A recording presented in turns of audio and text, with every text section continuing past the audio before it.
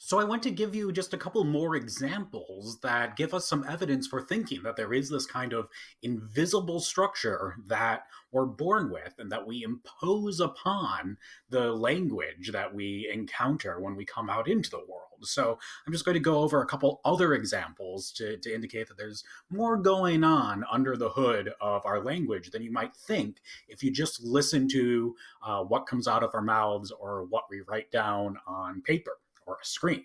So here's an example. It's something called island constraints. So here's a couple things that we can say that sound perfectly fine. Mary went with Dominic to the movies last week. Well, then I can just take out Dominic there and replace it with who to form question. So I could ask, Mary went with who to the movies last week? Perfectly sensible question. I could then take that who and move it out of where it is and move it to the front of the sentence and then ask the same question. Who did Mary go with to the movies last week? That sounds just fine. So you might think, oh, yeah, so the general rule here is if you want to ask a question about something, just take the thing you want to ask a question about, take it out and turn it into a who and move it to the front of the sentence. So if I have something like, Mary went with Dominic and Stephen to the movies last week, well, I could ask, Mary went with Dominic and who to the movies last week? Well, that seems just fine. So let's just do what we did with the last question. Let's just take out that who and now move it to the front of the sentence. Who did Mary go with Dominic and to the movies last week? Blah! That sounds weird.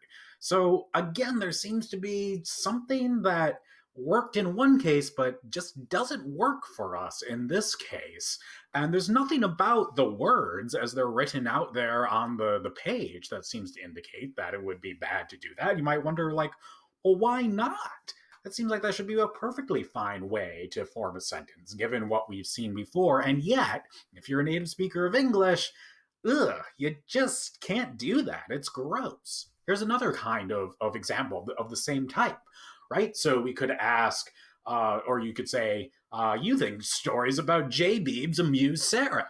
Well, to ask a question about that, I could say, you think stories about who amuse Sarah? So you'd think like, oh yeah, again, we can just follow the simple rule that we used with our question about Mary and Dominic going to the movies. Just take that who, take it out, move it to the front of the sentence, and then just ask the question, who do you think stories about amuse Sarah?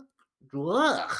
It's gross again. It's just weird. There seems to be some hidden structure to the sentence that you can't quite see just in those words listed out there that allows us to take the who out and move it to the front of the sentence to ask a sentence like, who did Mary go with to the movies last week?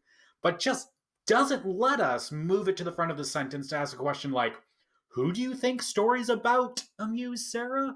It's just odd. Here's another kind of phenomenon.